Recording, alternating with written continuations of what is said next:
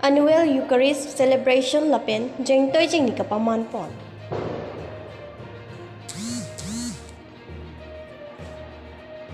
Ni hello to war ahok lapen chithe pu akemang mate theme and pon pen patumi di furong supialong annual Eucharist celebration lapen jeng toi jeng ni kapaman pon.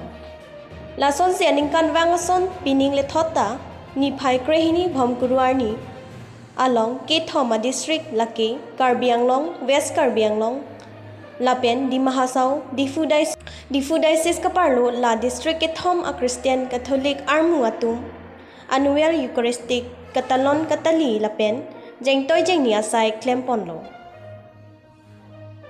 Laso along karkli kang thirpon abang Bishop Paul Matika pensi arna mahirjume hanglo lapen karkli kang thirpon lo.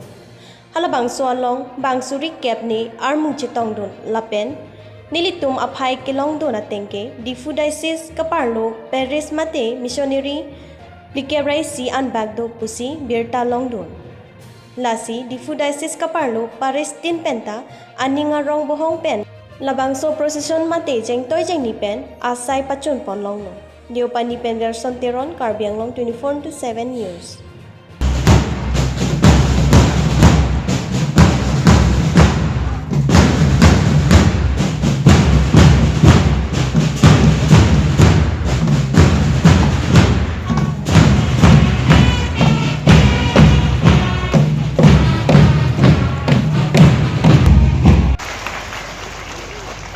Adun tho ilutama Bishop apan kara pabanglo lapan ilutama parish apan kara telang abanglo ilutama VG Kurusar John Timon alangli Bishop Adular Bishop Kavya Budan ke kam ke kelam abanglo lasi ilutama Kurusar John Timon agehaya apan ke nangli tunggu kabe amen pen la pahui pau nang kepipen alang li panta nang itu momen dan nang denglo itu ma Dr. Dilip Kathar pastoral secretary alang li pahu nang